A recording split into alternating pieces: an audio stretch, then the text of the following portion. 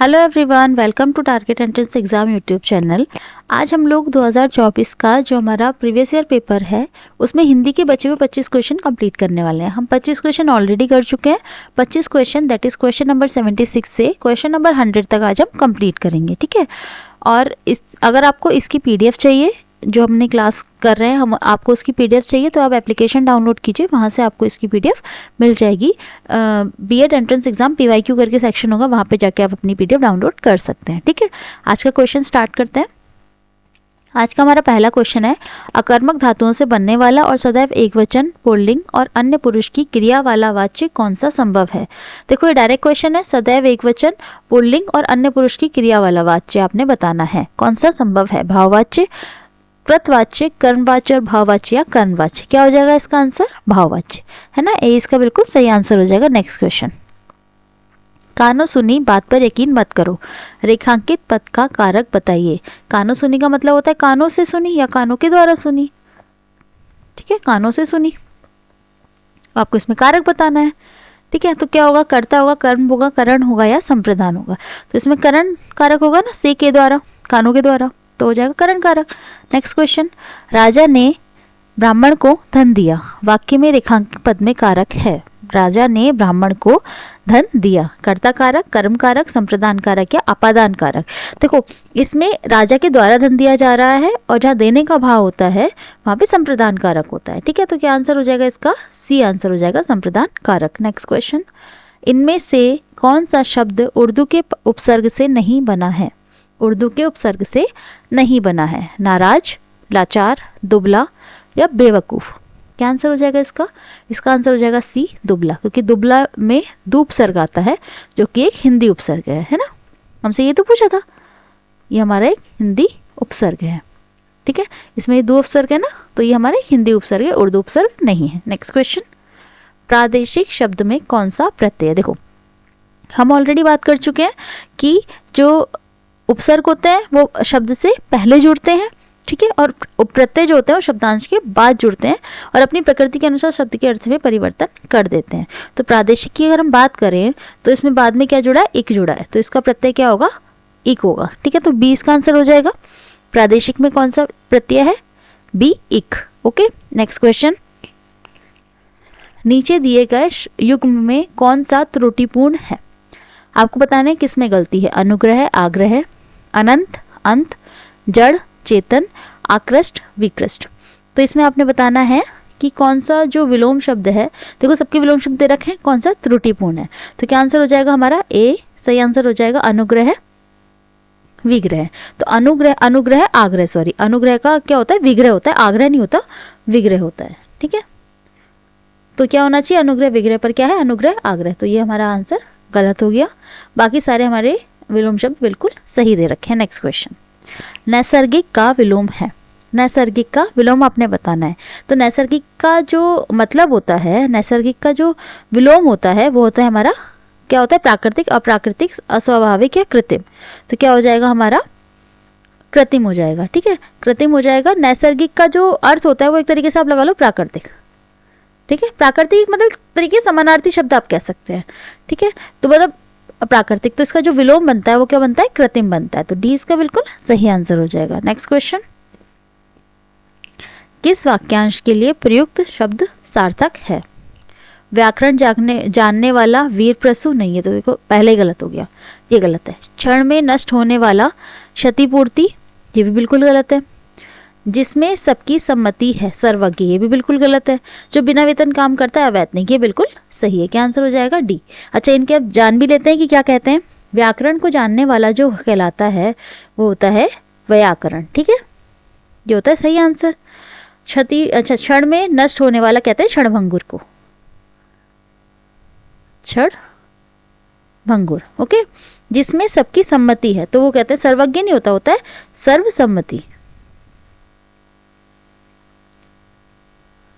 Okay okay, हो जाएगा सर्वसम्मति। तो हमारा क्या आंसर हो जाएगा? डी आंसर हो जाएगा। नेक्स्ट क्वेश्चन, 84 क्वेश्चन, कर्मधारय समास का उदाहरण है दशानन, गजानन, पंचक्की या राजकुमार। दशानन, गजानन, पंचक्की या राजकुमार। तो कर्मधारय समास का हमारा उदाहरण क्या होगा? पंचक्की, है ना। पानी से चलती है जो चक्की, तो हमारी हो जाती है पंचक्की। ये हमारा कर्मधारय समास का उदाहरण हो जाएगा। नेक्स्ट क्वेश्चन, कतर व्योत में कौन सा समास है? ठीक है, कतर व्योत में कौन सा समास है? कतर व्योत की अगर हम बात करते हैं तो कतर व्योत का जो मतलब होता है वो होता है हमारा काट छाट करना या हेर फेर करना। क्या मतलब होता है? काट छाट करना या हेर फेर करना, है ना। हेर फेर लिख देते हैं। अच्छा, कुछ समझ में आ रहा है कि इसमें कौन सा समास हो सकता है? देखो ये दिख गया आपको, ये चिन्ह आपको दिख गया। क्या हो सकता है इसमें? द्वंद्व समास। Very good. इसमें कौन सा समास होगा? द्वंद्व समास होगा। ठीक है, नेक्स्ट क्वेश्चन, नया मुल्ला प्याज ज्यादा खाता है। ये एक लोकोक्ति है, आपको इसका मतलब बताना है। प्रारंभ में अधिक शौक का होना, मुल्ला प्याज का शौकीन होता है। खाने पीने का शौकीन होना, मुल्ला की प्याज प्रियता। तो जो ये लोकोक्ति है इसका अर्थ होता है कि प्रारंभ में अधिक शौक का होना। नया मुल्ला प्याज ज्यादा खाता है मतलब प्रारंभ में अधिक शौक का होना। तो ए सही आंसर हो जाएगा। नेक्स्ट क्वेश्चन, निम्नलिखित पंक्ति में कौन सा अलंकार है? एक म्यान में दो तलवारें कभी नहीं रह सकती हैं। किसी और पर प्रेम नारियां पति का क्या सह सकती हैं? आपको बताना है इसमें कौन सा अलंकार है। दृष्टांत, समासोक्ति, विभावना या विरोधाभास। तो इसमें कौन सा अलंकार है? इसमें हमारा दृष्टांत अलंकार है। ठीक है, दृष्टांत अलंकार मतलब जहां पहले कोई बात कहकर उसकी मिलती जुलती बात का उदाहरण दिया जाता है। मतलब ये हमने एक बात कह दी, इससे मिलती जुलती बात का हमने उदाहरण दे दिया, तो यहाँ पे हमारा क्या होगा? ये हमारा दृष्टांत अलंकार होगा। ठीक है, ओके। नेक्स्ट क्वेश्चन, पानी परत को हाथ छुओ नहीं, नैनन के जल सो पग धोए। इसमें कौन सा अलंकार है? पानी परात को हाथ छुओ नहीं, नैनन के जल सो पग धोए। देखो इसमें क्या चीजें बढ़ा चढ़ा के बोली गई है ना, बढ़ा चढ़ा के। कोई आंखों के पानी से पैर थोड़ी ना धो सकता है ना। तो नैनन के जल सो पग धो मतलब आंखों के पानी से पैर धोए, वो कोई धो ही ना सकता है। तो ये तो अतिशयोक्ति हो गई ना, मतलब बढ़ा चढ़ा के। तो इसमें कौन सा अलंकार? अतिशयोक्ति अलंकार होगा, है ना। तो क्या आंसर हो जाएगा इसका? हमारा ए बिल्कुल सही आंसर हो जाएगा। नेक्स्ट क्वेश्चन, नेक्स्ट क्वेश्चन है, यह मुंह और मसूर की दाल। ये तो बहुत फेमस लोकोक्ति है, ये तो आई थिंक आपको पता होगा। यह मुंह और मसूर की दाल, इस लोकोक्ति का अर्थ बताना है। मजबूरी में आदमी सब कुछ करता है, केवल ऊपरी दिखावा करना, पुराना गौरव समाप्त, या अपनी औकात को बढ़कर होना या करना। अपनी औकात से बढ़कर होना या करना। क्या आंसर हो जाएगा इसका? सही आंसर हो जाएगा अपनी औकात से बढ़कर होना या करना। ये मुंह और मसूर की दाल। ठीक है, 89 का क्या आंसर हो जाएगा? डी हो जाएगा। नेक्स्ट क्वेश्चन 90, आधुनिक युग की मीरा मानी जाती है। आधुनिक युग की मीरा किन्हें कहा जाता है? अच्छा क्वेश्चन है। सुभद्रा कुमारी चौहान, महादेवी वर्मा, चंद्रमुखी या चकोरी। तो किन्हें कहा जाता है? महादेवी वर्मा को। बी सही आंसर हो जाएगा इनका। नेक्स्ट क्वेश्चन, कानन कुसुम के कवि कौन है? कानन कुसुम के कवि कौन है? जयशंकर प्रसाद, सूर्यकांत त्रिपाठी, निराला, राम नरेश त्रिपाठी या सुमित्रा नंदन पंत। तो कौन है कानन कुसुम के कवि? जयशंकर प्रसाद। ठीक है, तो ए सही आंसर हमारा हो जाएगा। नेक्स्ट क्वेश्चन, इनमें से कौन सा कवि फूल बाबू के नाम से भी जाना जाता है? कौन से कवि ऐसे हैं जिन्हें फूल बाबू के नाम से भी जाना जाता है? तो देखो ये तो डायरेक्ट क्वेश्चन हो जाते हैं। तो किन्हें कहा जाता है? सुमित्रा नंदन पंत जी को, केदारनाथ अग्रवाल, केदारनाथ सिंह या राजकमल चौधरी। तो फूल बाबू के नाम से जाना जाता है राजकमल चौधरी को। ठीक है, okay. Next question, Dharamvir Bharati का नाटक जिसमें महाभारत के कथानक को आधुनिक युग के अनुकूल प्रस्तुत किया गया है। स्कंदगुप्त, आषाढ़ का एक दिन, लहरों का राजहंस या अंधा युग। बताइए क्या आंसर हो जाएगा इसका? इसका सही आंसर है हमारा अंधा युग, है ना। डी इसका बिल्कुल सही आंसर है। इसमें क्या है? महाभारत के कथानक को आधुनिक युग के अनुकूल प्रस्तुत किया गया है। ठीक है, और किन्होंने लिखा है? ये धर्मवीर भारती ने। Okay, next question. Next question है हमारा, मूर्ति देवी पुरस्कार किस संस्था द्वारा प्रदान किया जाता है? साहित्य अकादमी, उत्तर प्रदेश हिंदी संस्थान, दिल्ली हिंदी अकादमी या भारतीय ज्ञानपीठ। तो मूर्ति देवी पुरस्कार जो है वो भारतीय ज्ञानपीठ द्वारा प्रदान किया जाता है। ओके, ठीक है। नेक्स्ट क्वेश्चन, अज्ञेय जी को किस कृति पर ज्ञानपीठ पुरस्कार मिला है?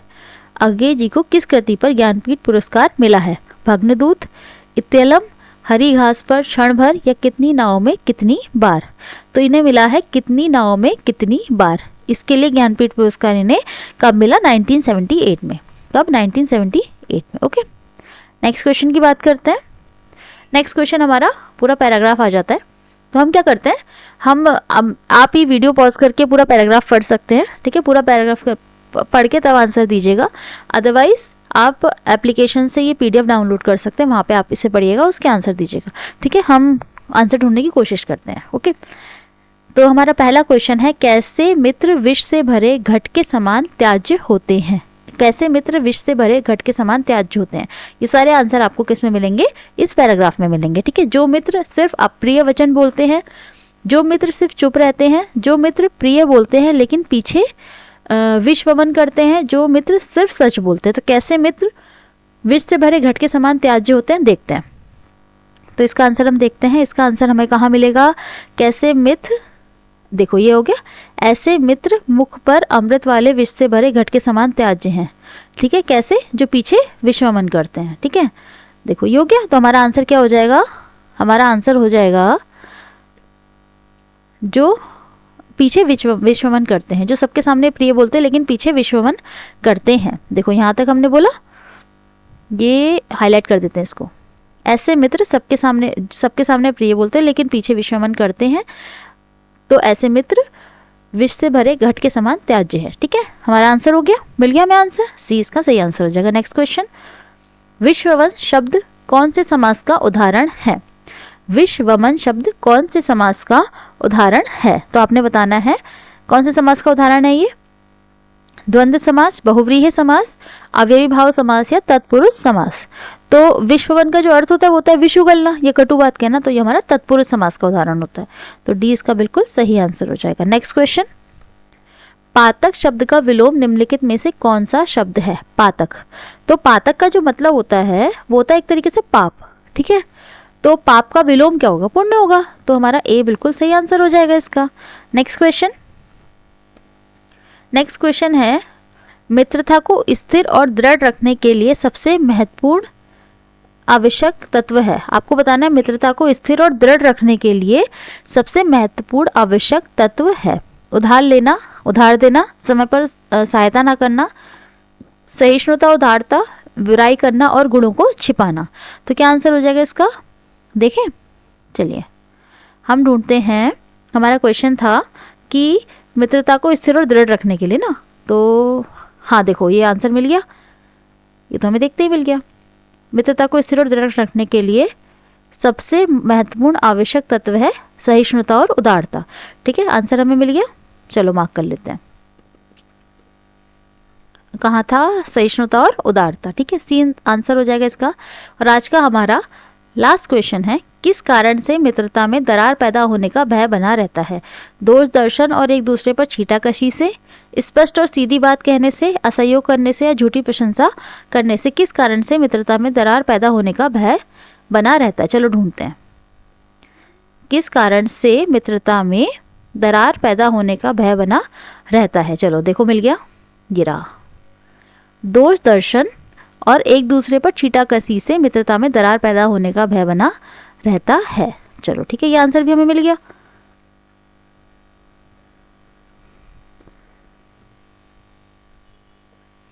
किससे, दोष दर्शन और एक दूसरे पर छींटाकशी करने से, ठीक है। चलिए, तो आज हमने 2024 का जो हमारे हिंदी में जो 50 क्वेश्चन आते हैं वो कंप्लीट कर लिए, ठीक है। तो फिर अगली सेट में मिलेंगे अगले 2023 के क्वेश्चन पेपर के साथ, ठीक है। तब तक के लिए थैंक यू सो मच।